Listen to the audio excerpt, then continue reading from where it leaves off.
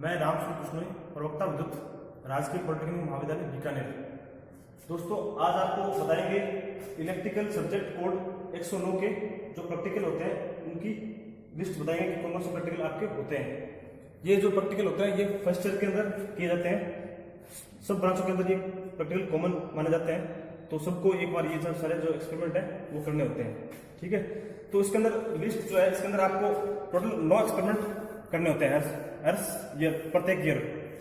इसके अंदर पहला एक्सपेरिमेंट है study of symbols, specifications and approximate cost of common electrical accessories, tool and wire and cable required for domestic installation.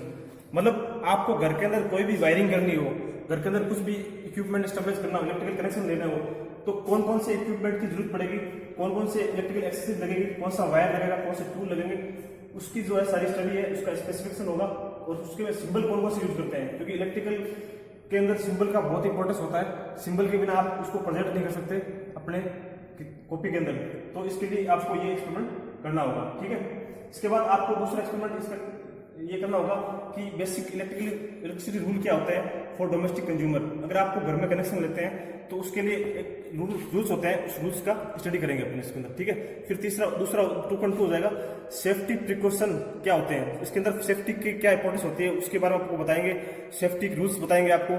और फिर इसके बाद इसका एक और है use of fire fighting equipment. अगर घर के अंदर आग लग गई या ऐसा कुछ एबनॉर्मलिटी आ गई तो उस केस में अपन कौन सा इक्विपमेंट स्टेबलाइज करेंगे कि जिससे अपन को फायर फाइटिंग के अंदर दुविधा को रोका जा सकता है। ठीक है, अब तीसरा एक्सपेरिमेंट इसके अंदर होगा use of series phase tester, series test lamp, tong tester, megger, ये इसके बारे में स्टडी आपको की जाएगी। फिर फोर्थ एक्सपेरिमेंट ये रहेगा prepare a potential divider and measure resistance of a filament lamp using voltmeter and ammeter. ठीक है, इस हिसाब से 4.2 हो जाएगा एनर्जी कैसे निकालते हैं, पावर कंजप्शन कैसे निकालते हैं। घर के अंदर अपन जो मीटर लगा होता है उसकी स्टडी की जाएगी कि वो मीटर कैसे यूज होता है, कैसे उसके अंदर एनर्जी की रीडिंग आ जाती है और कैसे वो अपने जो घर में एनर्जी यूज करते हैं उसका बताएगा।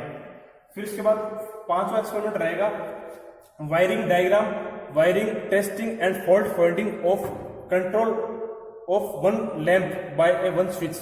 ये आपका 4.5.1 रहेगा। ठीक है, उसके बाद 5.2 रहेगा कंट्रोल ऑफ स्टेयरकेस वायरिंग, 5.3 रहेगा control of one bell buzzer and indicator by one switch.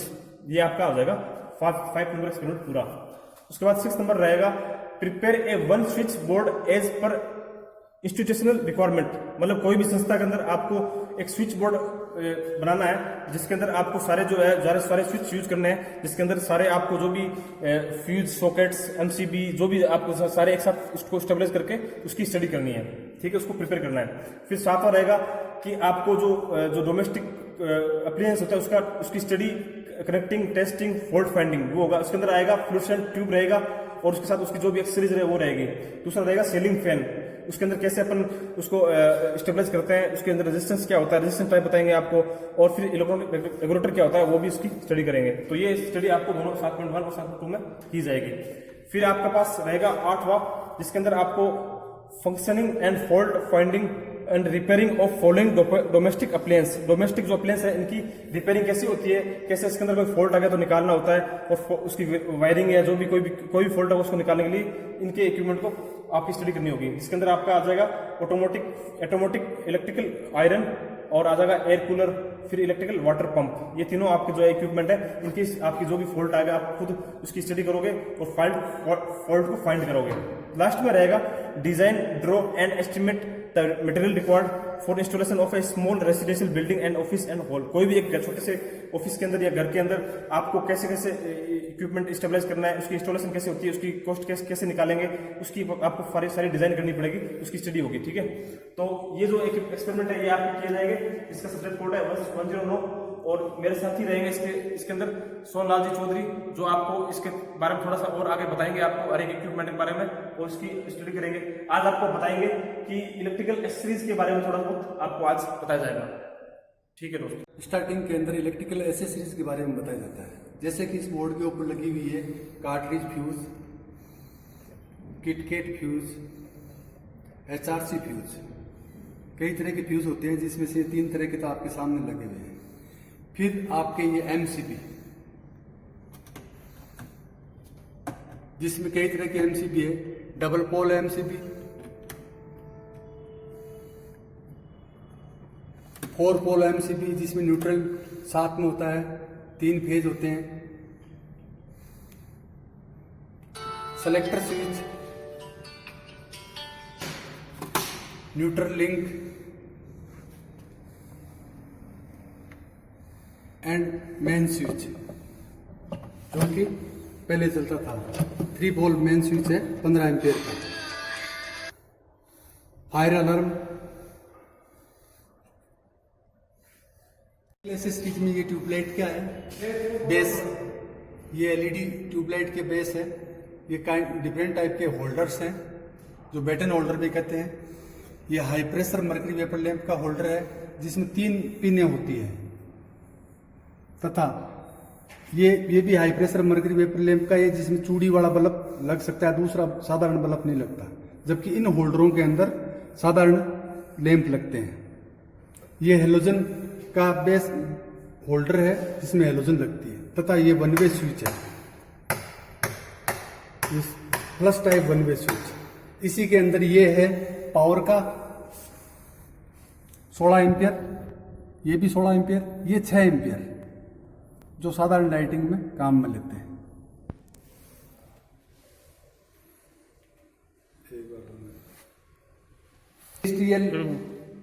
Industrial plug है जो एसी वगैरह में काम में लेते हैं, 16 एम्पियर का है, जबकि अपने घरों के अंदर ये कम ही काम में लेते हैं। घरों में जो 16 एम्पियर का काम में लेते हैं वो इस तरह का होता है। ये भी 16 एम्पियर का ही है।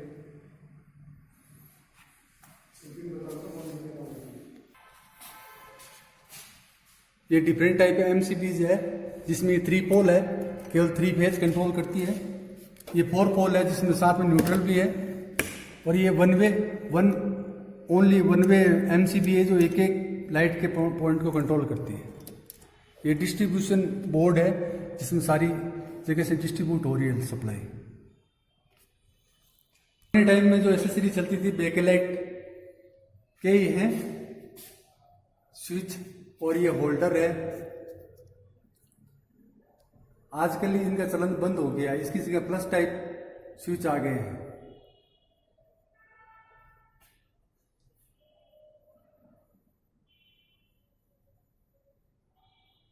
ये क्लीट वायरिंग है जो अस्थायी तौर पर निर्माण कार्य करते टाइम कुछ समय के लिए लगाई जाती है। ये बेटन वायरिंग है जिसमें ओपन वायर रहते हैं और पहले घरों में की जाती थी, जबकि आजकल अंडरग्राउंड वायरिंग का चलन चल रहा है।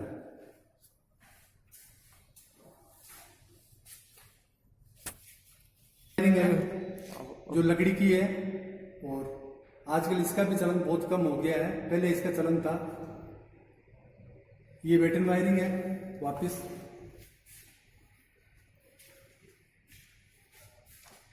जिसमें गोडाउन वायरिंग का सर्किट बना हुआ है।